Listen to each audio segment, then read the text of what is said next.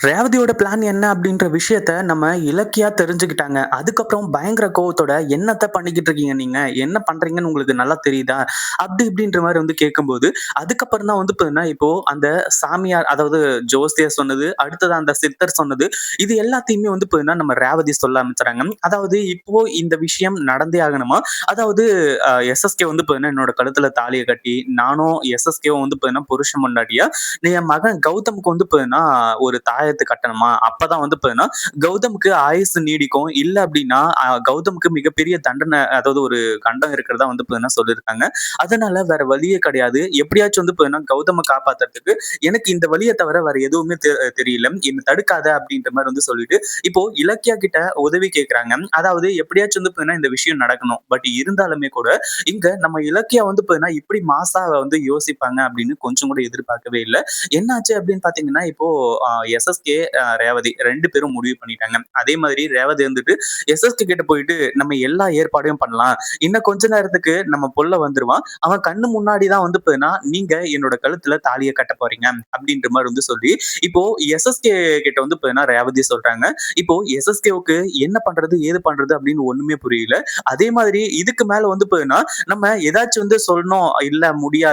நம்ம மகன் வரட்டும்." அப்படின்ற மாரி சொன்னோம் அப்படின்னா, கடைசியில வந்து பார்த்தீங்கன்னா, ரேவதி என்ன பண்ணுவான்னு சொல்லிட்டு வந்து தெரியலையே! அப்படின்ற மாரி வந்து யோசிக்க ஆரம்பிச்சுறாங்க. அதுக்கப்புறம் தான் வந்து பார்த்தீங்கன்னா, இப்போ நம்ம எஸ்எஸ்கே இருந்துட்டு அ ரேவதி கிட்ட கேட்கறாங்க. இந்த மாரி "கொஞ்ச நேரம் வெயிட் வெயிட் பண்ணு. எதுக்காக இவ்ளோ அவசரப்படுற?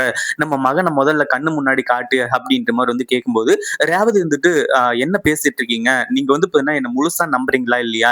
கண்டிப்பா இன்னும் கொஞ்ச நேரத்துக்கு நம்ம மகன் வந்துருவான். எந்த ஒரு பிரச்சனையும் இல்ல." அப்படின்ற மாரி வந்து சொல்லிட்டு, இந்த கல்யாண ஏற்பாடுகள்லாம் நடக்கிறது மட்டும் இல்லாம, ஏற்கனவே தாலியையும் குடுத்து, அந்த அம்மன் பாதத்துல வந்து வச்சு பூஜை பண்ண வச்சுட்டாங்க. அடுத்ததா வந்து பார்த்தீங்கன்னா, எஸ்எஸ்கே இருந்துட்டு, நம்ம ரேவதி கூட மாலையும் கழுத்துமா நின்னுட்டு இருக்காங்க. ஒரு பக்கம் நம்ம இலக்கியாவும் வந்து பார்த்தீங்கன்னா, அப்படியே வந்து நின்னு பார்த்துட்டு இருக்காங்க. அடுத்ததா நம்ம கௌதமும் இங்க நடக்கிறத பார்த்து மிகப்பெரிய ஒரு அதிர்ச்சியில இருந்துட்டு இருக்காங்க. ஏன்னா, இந்த எஸ்எஸ்கே தான் உண்மையிலேயே வந்து பார்த்தீங்கன்னா, தன்னோட அப்பா அப்படின்ற விஷயம் இந்த கௌதமுக்கு தெரியவே தெரியாது. இப்போ வந்து பார்த்தீங்கன்னா, அந்த உண்மை தெரிய வந்ததுனால, இப்போ அவருக்கு என்ன பண்றது? ஏது பண்றது? அப்படின்னு ஒண்ணுமே புரியல. அதே மாதிரி இப்போ பயங்கர கோவத்தோட கிளம்பி போயிட்டு இருக்காங்க. இன்னொரு பக்கம் வந்து பார்த்தீங்கன்னா, எஸ்எஸ்கே வந்து தாலிய வாங்கி கையில வச்சுக்கிட்டு வந்து பார்த்தீங்கன்னா, அப்படியே நின்னுட்டு இருக்காங்க. அதே மாதிரி இப்போ தாக்ஷாயணியும் வந்து பார்த்தீங்கன்னா, நம்ம எஸ்எஸ்கேவையும், ரேவதியும் ஃபாலோ பண்ணிட்டு இருந்தாங்க இல்லையா? இப்போ அவங்களுக்கும் வந்து உண்மை தெரிஞ்சு போச்சு. அதுவும் இல்லாம எஸ்எஸ்கே வந்து பார்த்தீங்கன்னா, ரொம்ப கட்டாயத்துல வேற வழியே இல்லாம வந்து பார்த்தீங்கன்னா, நம்ம ரேவதியோட கழுத்துல தாலிய கட்டுறாங்க. அந்த ஒரு வீடியோ அதாவது அங்க நடக்கிறது எல்லாத்தையுமே நம்ம இலக்கியா வீடியோ எடுத்துடுறாங்க. ஆனா கௌதமும் வந்து பார்த்தீங்கன்னா, நேரா போய் எஸ்எஸ்கேவோட சட்டைய புடிச்சு, "நீ தான் என்னோட அப்பனாடா?" அப்படின்ற மாரி வந்து சொல்லி பயங்கரமா சண்டை போட ஆரம்பிச்சுறாங்க. இன்னொரு பக்கம் தாக்ஷாயணியும் மாஸ் என்ட்ரி குடுத்து, "நீ சொன்ன அந்த அதாவது அந்த ஆள் வந்து பார்த்தீங்கன்னா, என் புருஷன் எஸ்எஸ்கே தானா?" அப்படின்னு சொல்லிட்டு ரேவதிய புடிச்சு வந்து பார்த்தீங்கன்னா, பயங்கரமா வந்து கேள்வி கேட்டுக்கிட்டு இருக்காங்க. அதே மாதிரி இப்போ தாக்ஷாயணிக்கும், நம்ம கௌதமுக்கும் உண்மை தெரிஞ்சு போச்சு.